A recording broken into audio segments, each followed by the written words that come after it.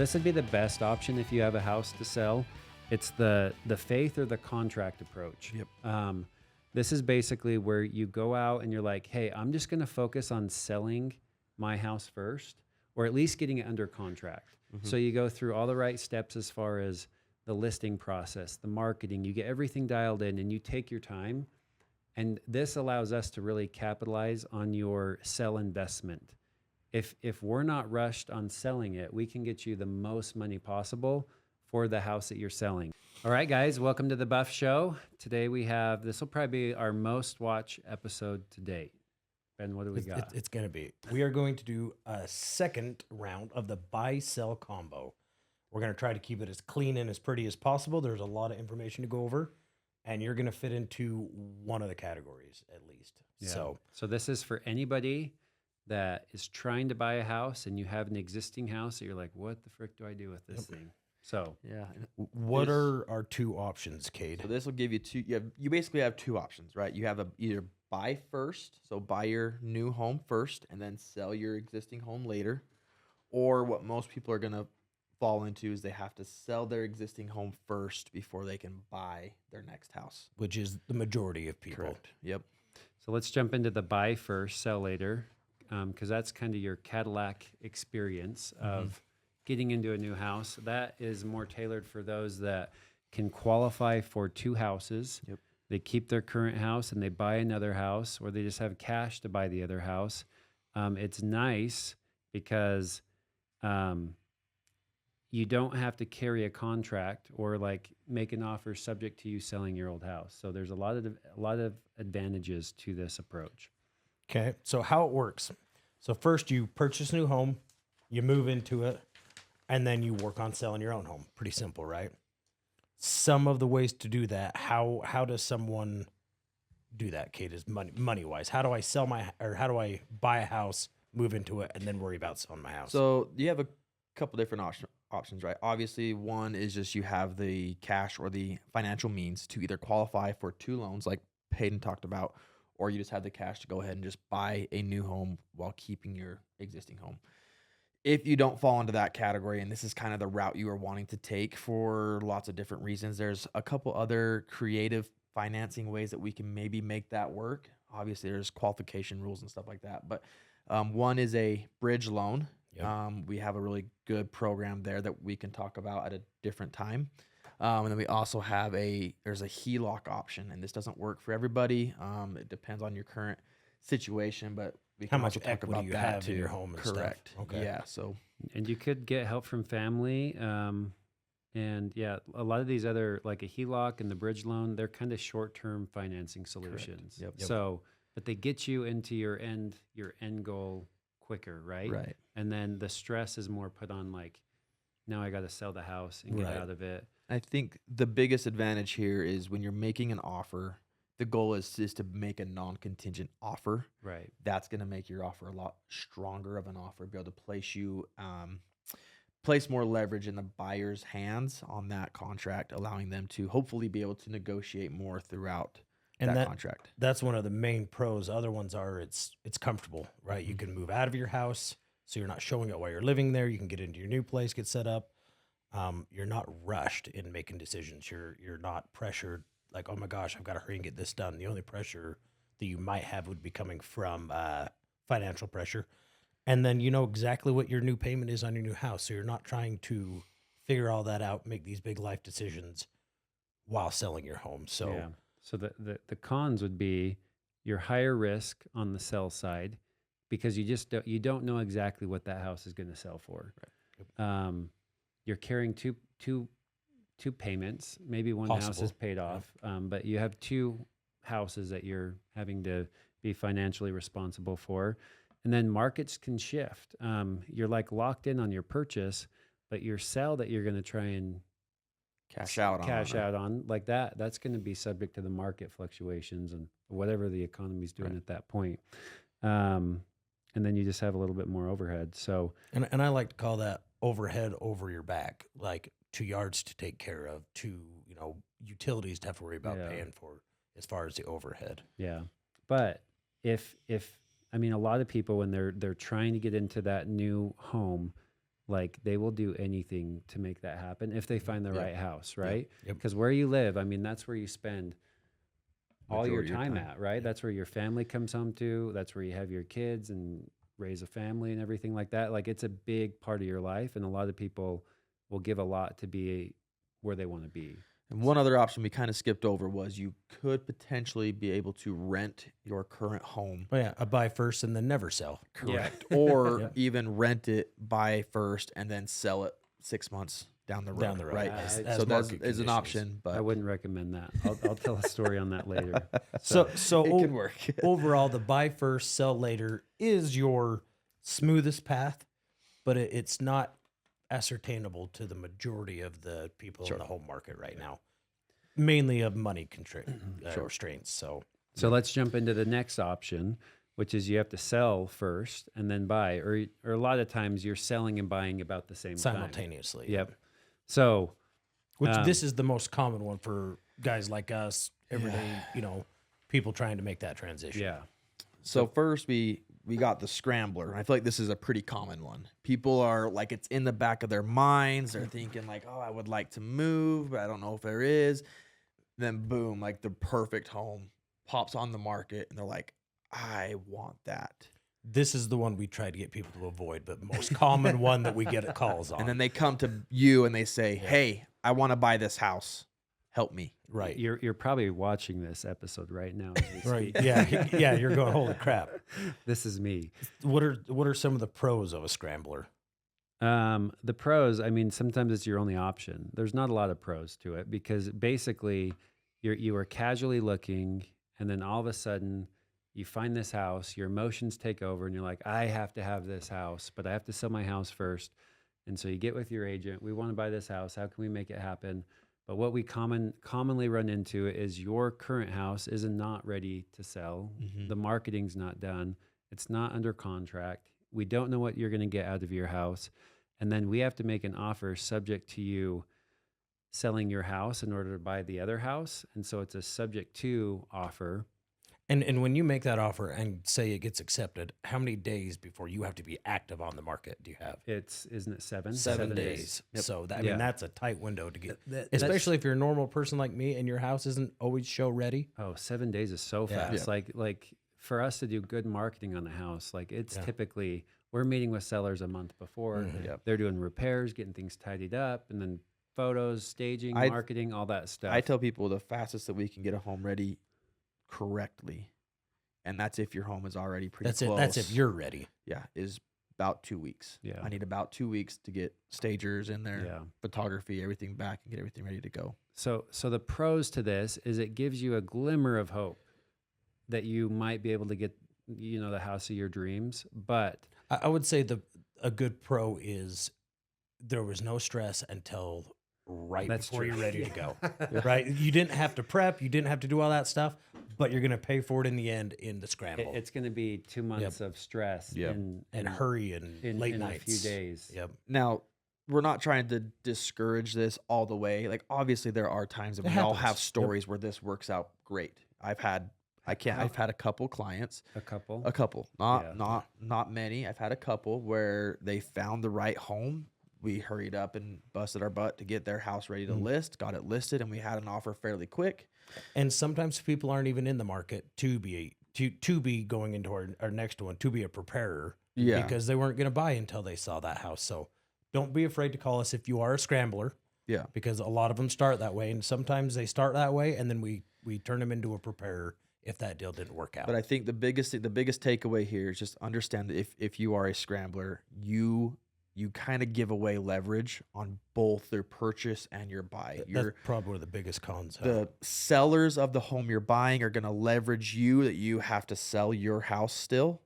So you're going to have probably less negotiating room. Oh, 100%. On your purchase. Because you're going to say, like in negotiations, you can win on price or terms. Yep. And you're asking for the terms. You're asking like, hey, I don't have or I can't buy this till my house is sold. So Yep. we need you to carry this. I don't know how long it's going to be. It could be 60, 90 days.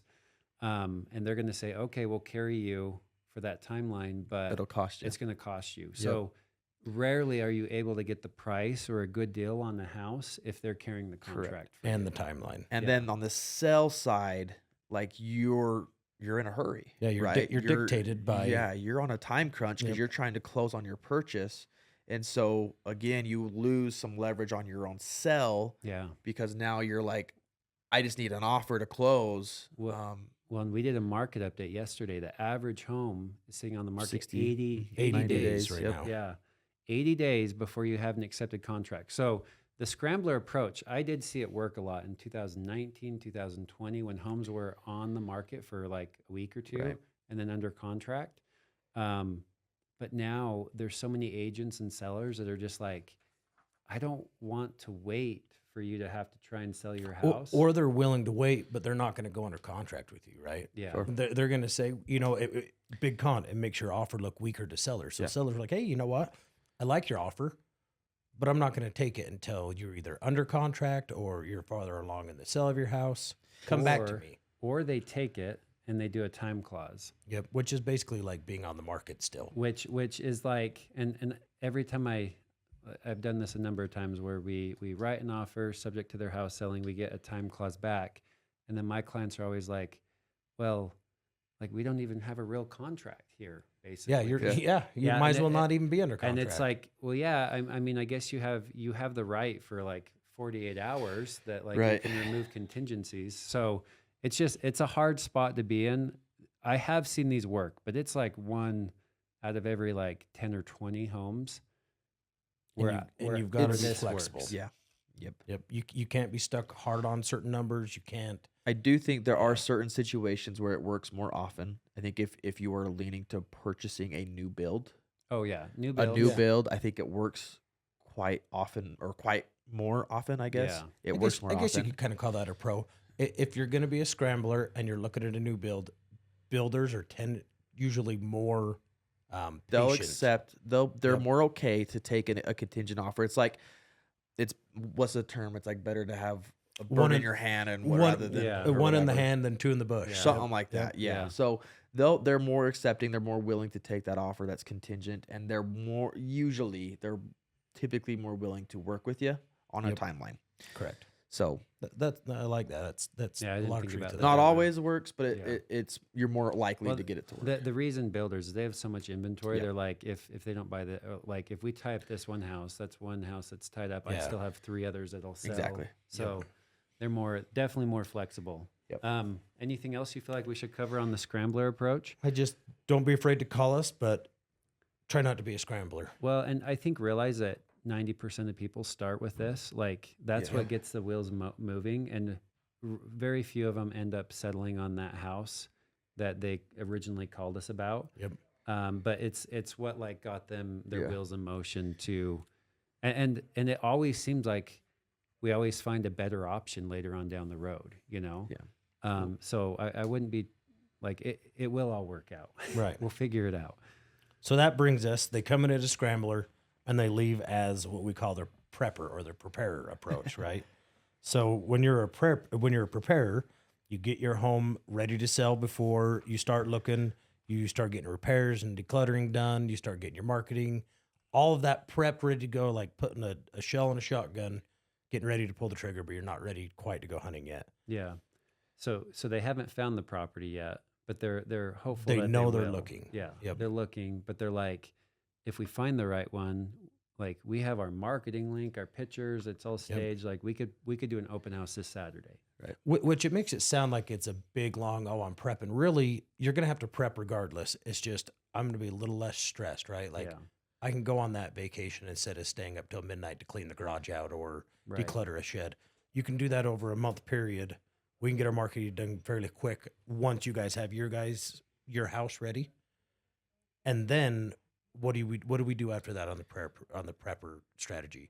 We get all their stuff ready. We get their marketing loaded to go. We're not live on anything yet. We're just on standby. We're on standby. What's Yep. the next step for them? Find them a house that they want to offer on, and then we're ready to go live. And basically. That could be the very next week from you looking, or 6 months to a year if you're being Mhm. very particular on what you want. Yeah. Yeah. So if you foresee an event coming up, job change, another baby coming in, and you need to a bigger house, or you need to move for whatever reason, right? If you foresee something like that coming up in your life, like that is when you need to become a preparer, right? You need to Yeah. get your home ready in advance. So that way, when you're starting your looking and you're searching for properties, You if can you look- come across one, you're ready to list your home tomorrow. We can get it up, we can get it on the market, we can have everything ready to go. We can do an open house that weekend on your property.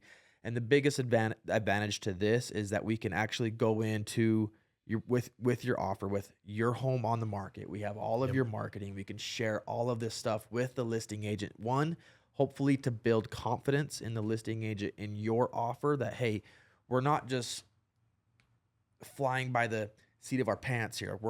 We have planned this. We're prepared for this. This is our goal. And hopefully we can get this under contract. And ideally what this will help us do as agents is we can then say, you know what, like this, based off your timeline that you're needing, will help us decide what price we need to list your home, right? And we can use that same topic to talk with the listing agent saying, hey, look, I know in this area for homes like this, average days on market, maybe 80 days, right? But we're going to list 5-10 grand under because it's worth it to you to get your home under contract in 40 days, Yep. 30 days. Huge pro because it strengthens that contingent offer. Yeah. They're still not the strongest, but you come in with a plan, Yeah. you're a lot stronger of an offer, especially on contingency.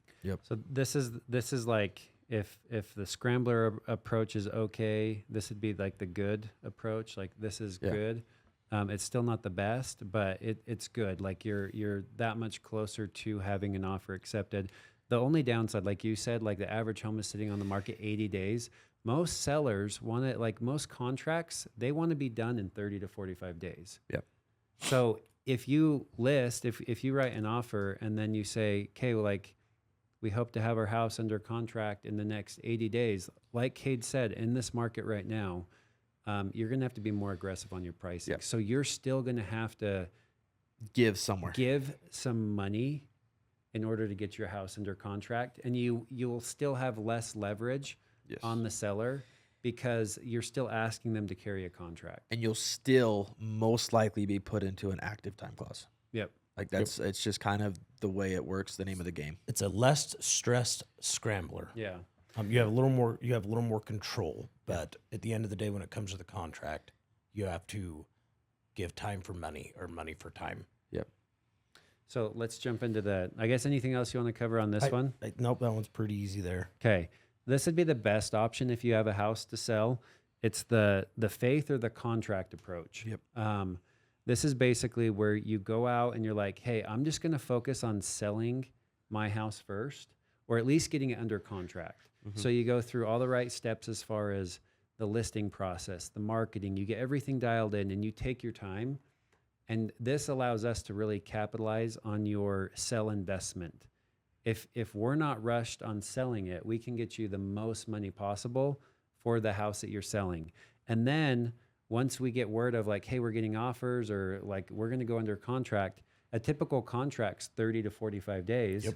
And then from there, once we have a contract, it's boots on the ground. We're out shopping, looking for a place. You're shopping with intent now. Yeah.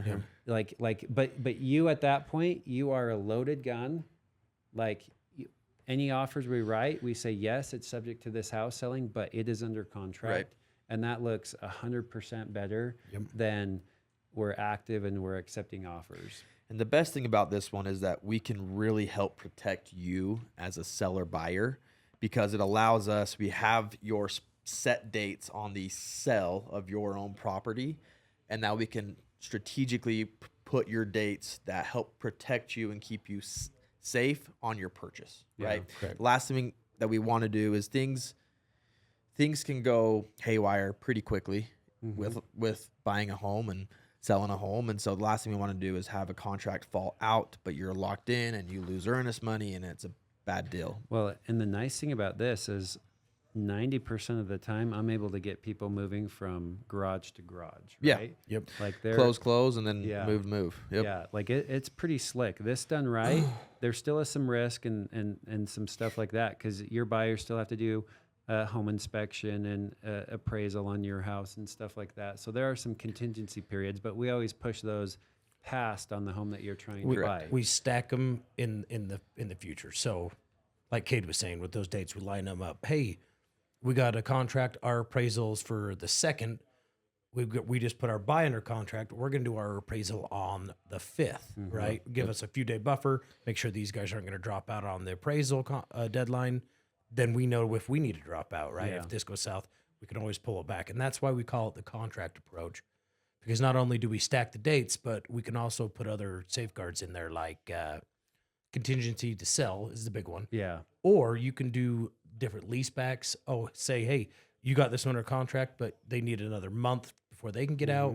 We can keep you in your house so you're not trying to rent or be homeless for a month, you know? It's like we're trying to piece together the puzzle, but we have all the pieces there to work with. Yep. Versus a lot of these other ones, you're like trying to make this puzzle come together, but you're missing half the puzzle pieces because you don't know what your house is going to sell for or like any of the other terms on the other contract. And so that's the nice thing about this one is you know, per the contract, what your dates are, what your net proceeds will be, what everything's going to be. You can give that to your lender, and then you're like, this is where we'll be on this house that we're buying. It's pretty slick. But it is kind of that faith approach because a lot of people, they're accepting an offer on their house without knowing where they're going to go. Like they could potentially be homeless. So what can you do to combat that fear? Well, I think that comes down to that contract. Every situation is going to be different. At the end of the day, you don't have to accept. Even if you get a full asking offer, if you have nothing lined up, you can either ask for a longer contract period. You can ask for a lease back. You can ask for all these different things. Or you can simply say, hey, look, we just haven't found anything close to replacement yet. Let's not do it. Well, and I like the subject to seller securing a replacement property addendum because that basically it says seller has like 2 weeks or a week to go out and find a replacement property. If you don't find one, you can cancel the contract. But I think you need to start out first. Your very first step needs to be be realistic with what you're looking for, right, on your next property. Yeah. As far as what square footage, beds, baths, garage, location, and price point. Because if what you're looking for is a unicorn, you're going to become what our next stage is, the most aggressive approach. That's what you're going to fall into because you're not going to find that property within a timeline, right? But if you're able to hop on the MLS or get with an agent and look at properties and say, hey, look, I'm finding a lot of properties that have a lot of the criteria that I'm looking for, or are a lot of properties that I actually really do like in the price range that we can afford. We've talked with a lender and we've talked with agents, and we feel like if we don't buy any of these ones that are currently on the market, there will be more. Yeah. Right. And so you need to be realistic with what it is you're looking for. So that way you don't fall into this next category, which isn't a bad category to be in, but it just adds one more step. And that next one is the most aggressive approach, which is where you're still selling your property first and you're going to buy a property later, but you have this middle step of sold it, but you're going to sell and close on your property Correct. Before you've even written an offer, essentially. Correct. So now you got to find a place to go in the meantime. And that could be a short-term lease back on your current property. That could be going out and finding an Airbnb, a rental, like whatever that is, right? And I see this one happen a lot when people are either moving into or out of the state. Yeah. You know, big moves where they almost have to rent for a year or two before they find the area they want to land. But then you have cash in the bank and you're just locked and loaded, ready to go. Which cash in the bank falls heavily into our pros, for sure. Yeah, because you can get a great deal if you're like, hey, here's a proof of funds. Let's do this. We're ready to go. Your leverage, you're no longer asking for time. You have the leverage. Yeah. You can then ask for the money. Because even on the contract approach or the faith approach, like you are still bound by like those first buyers. Like if they back out, like you have to cancel your contract, right? Yep. So that domino has a tip in order for your domino to then tip. Yep. In the faith or the contract approach, there's 3 players. Yes. And usually you're in the middle on your game, right? You have someone buying yours and you're buying someone. And it all starts with that first guy and trickles down. Yeah. So, and you hope that they don't have somebody buying that. Like I've had a couple where it's been 5 or 6 5 or 6 deep. Yeah. Yep. So, and it gets, anyways, I've seen them It happen. gets fun, though. really. Yeah. It's exciting, but it it's does a lot get of little moving more parts. stressful. A lot of moving I parts. actually have one that we're trying to fund today, and it's that same thing. Yeah. They're selling a house in California, and anyways, there's some issues happening right now, but we're going to get past it, and it keeps it exciting. So, yeah, the most aggressive, like a lot of people, if you have family that you can move in with or find a rental, the only thing I will say here is, like, you just have to be careful because some people, when they get out, they stay out too long and they just watch the market take off, and then it becomes harder to get back in. It's been much less concerning of that, like going back 3 years, because the market hasn't skyrocketed very Sure. much.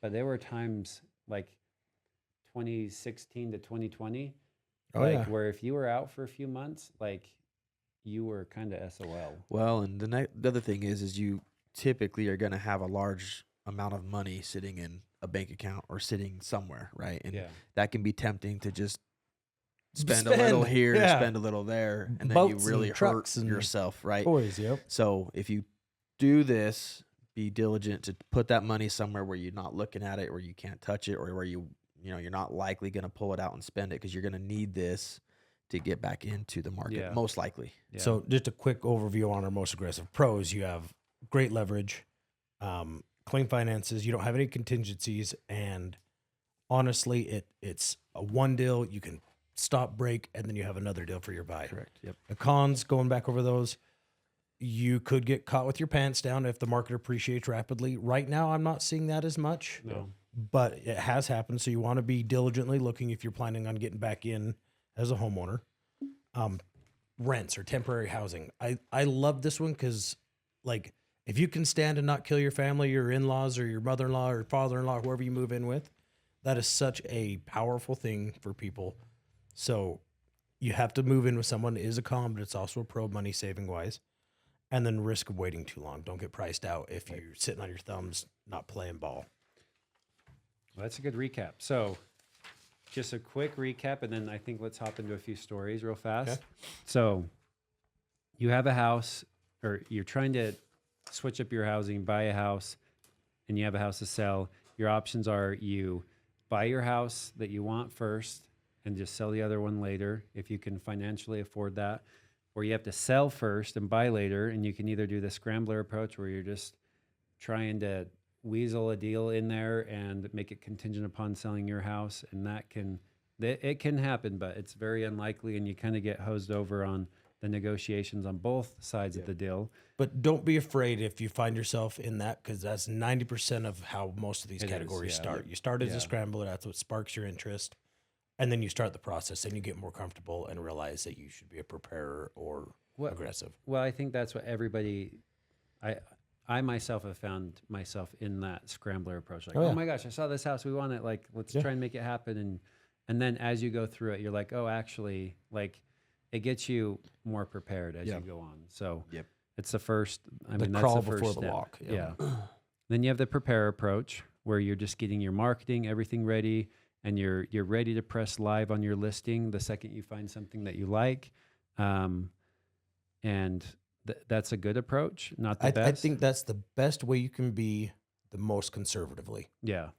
Yeah. So if you're risk adverse, that's the best way to do a buy sell combo. But why wouldn't somebody just not post to active and just see? Because like they likely could. Because like you said, you don't have to accept any offer that come in.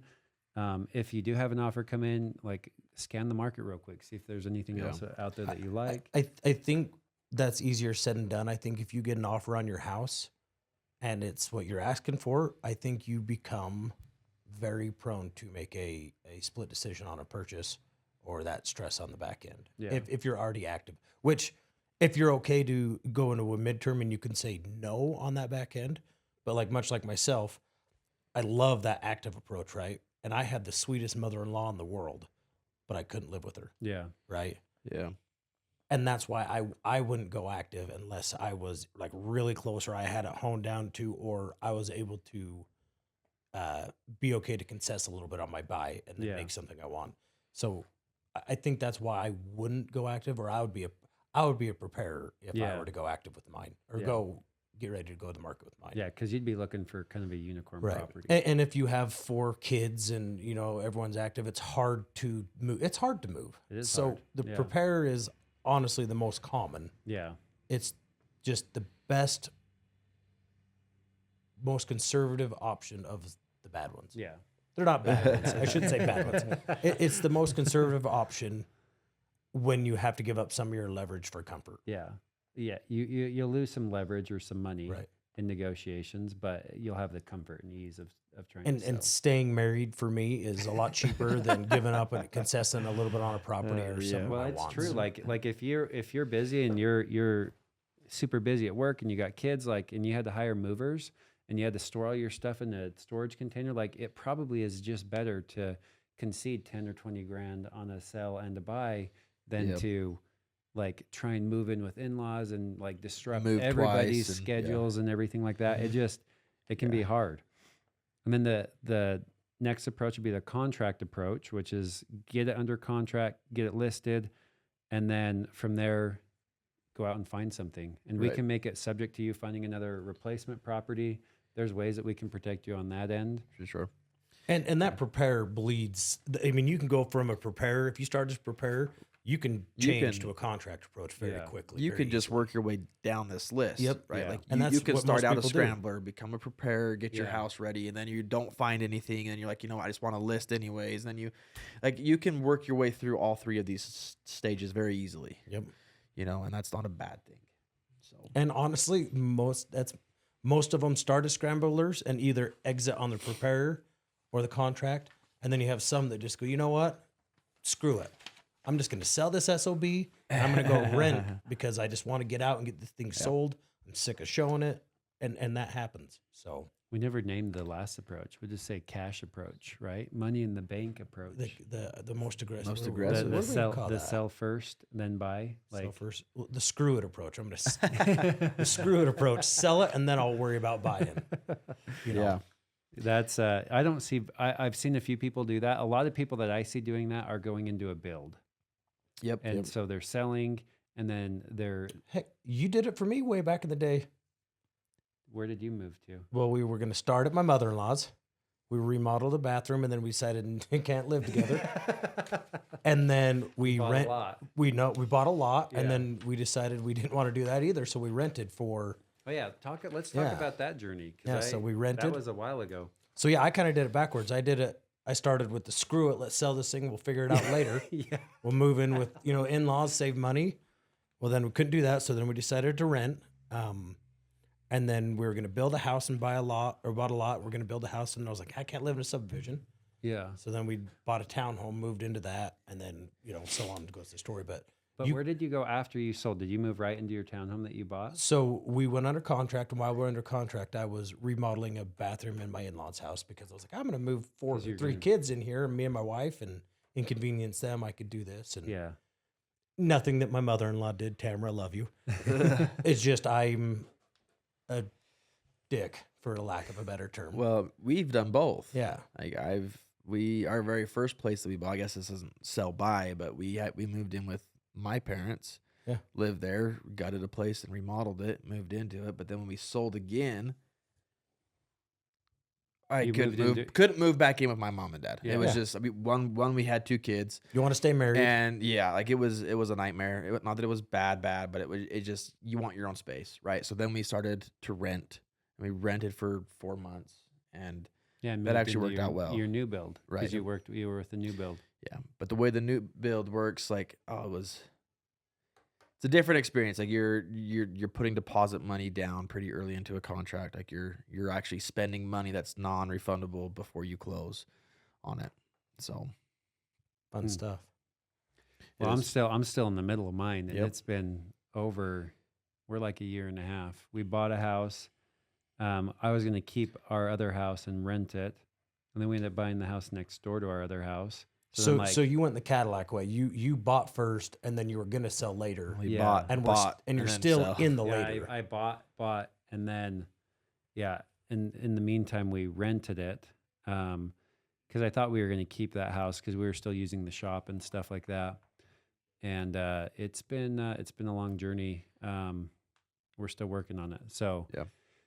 And that's there's pros and cons to every one. Like I think what I've learned throughout this process is just sometimes it's easier just to cut your losses and sell it for less earlier than to I think it goes Push right back to to that. Time is maximize. money and money is Oh, time. for sure. Yeah. Because like we've had to replace a garage door that was like $5,000 because it came off the hinges and the dishwasher just broke. And so there's all these little things. And yeah, we're getting some rent money, but it doesn't cover all the expenses that we have there. Right.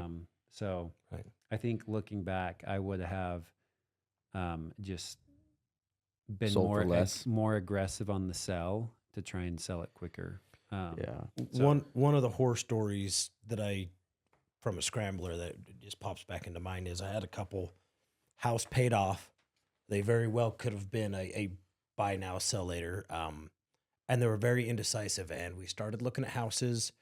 We found one, they loved it. And they were dragging their feet on putting an offer in. And the house was listed at like $1,100,000.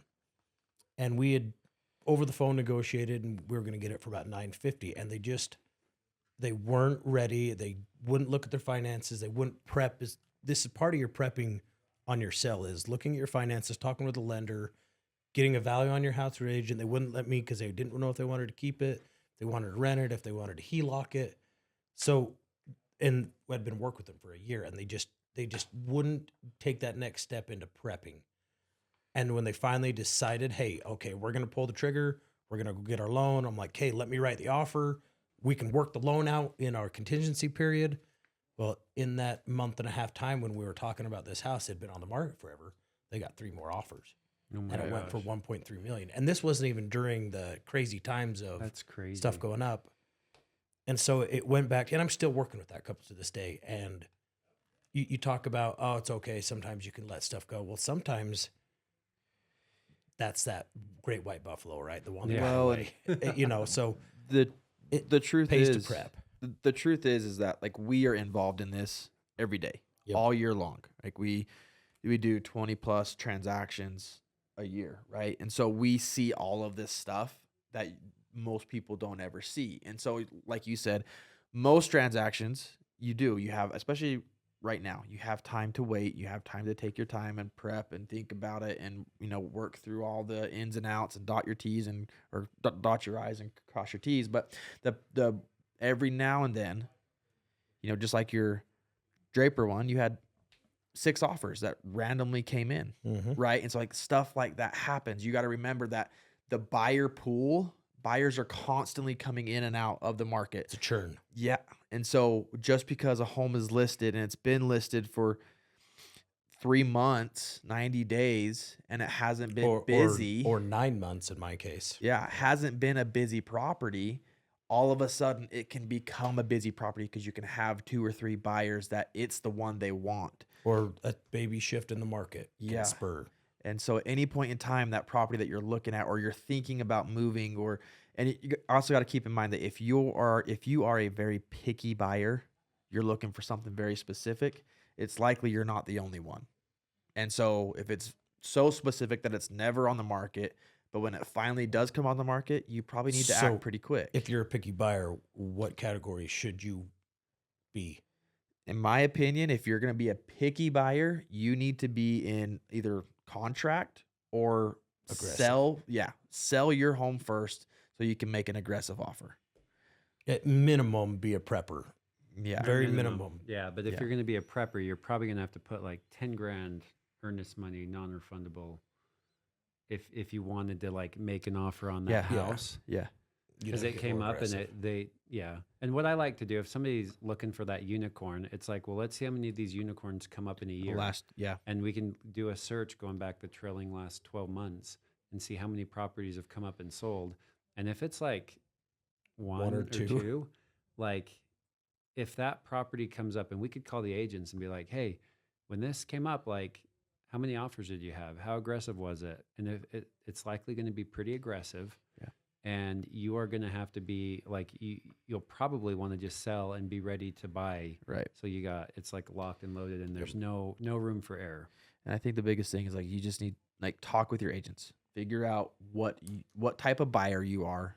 Figure out what the best scenario and what the best game plan is moving forward. So that way, one, we can put you in the best position possible, whether that's you are a scrambler and that's just the way you want to be, and that's okay. But you need to understand that you're gonna lose leverage, right? It doesn't matter whatever it is you want to be. We want to just help educate you and help you understand that these are the situations and the scenarios that you're gonna likely put yourself in, right? And there's only so much that we can do. Yeah. But there's also, if you are like that unicorn buyer where you're looking for something so specific that doesn't come on the market often, that if you really want to get that, you have to position yourself to make a strong offer. Yeah. Yep. I've had, just to end with, I had one deal of the scrambler approach that ended up really well. And it was some clients, they were up in North Ogden moving to Morgan, and saw a property. It was like a little mini hobby farm, like 7 acres, big barn. Like they fell in love with it. We wrote an offer and miraculously got it accepted. Because I can't remember all the details, but I'm pretty sure there were multiple offers on this. They were subject to sell of their house. For some reason, the sellers felt right about these guys, and they're like, we want to sell it to these guys. I think they wrote a note, and you're not supposed to do that anymore. And then it was like all hands on deck to get their house sold. And we ended up pulling it off. Like, it was crazy. And like, there was a lot of like luck, good karma. I don't know what you want to call it. And it like fell into place. So they can happen. But they can also go so far south that you don't want to go that way. Right. So it's just, I mean, you kind of just got to run with it and see where things go and how lucky you are and how things go. And I will where it say, lands. if you are going to be a scrambler, which I enjoy the scrambles, right? They're a pain in the butt. They're risky. But if you are going to be a scrambler, which a lot of people are, because that's how a lot of people start out, one important key I want to bring to you. If you're going to be a scrambler, I need you guys to be as hardworking and reactive as I am. So if you say, hey, I found this house, we love it, we want to go, and say, okay, perfect. Let me come in and see your house tomorrow afternoon. Oh, it's 8 o'clock at night. Yeah. Let me get in there and look at it so I can get you numbers and call this lender. It might be 10 o'clock or you need to call them at 9 in the morning tomorrow. If you're a scrambler, I need you to put in as much work and as much or time more, of right? the essence, Yeah. yes. And just be on top of following instruction and prepping and in our short time period. Because, you know, scrambling's fun. That is kind of the essence of real It's estate. exciting. Yeah. Yeah, absolutely. So, but you got to be in for the game if you're going to be a scrambler. Well, and we can show them how to do it if they can just. If you're listen. if you're willing to work, I mean, you're not going to have to really put any danger at the start. But if you're not putting the effort in, you're going to take off and fizzle fast. Mm-hmm. Yep. It just won't work if you're not willing to be aggressive with us. Yeah. Yep. So No, I love it. Well, this was good. Anything was- else you want to cover in here? I think as of right now, we're good. Remember, different HELOCs, bridge gap. Cade's going to have something for that coming up. Yep. Reach out to him, Yeah, we all of us. But We should do one on that bridge loan. And I just had clients, they just actually like a couple of weeks ago bought a house with a HELOC. We're getting ready to sell their house now. So there are ways to do it if you find that house that you absolutely love and can't live without. So Let us know. thanks, guys. I love you.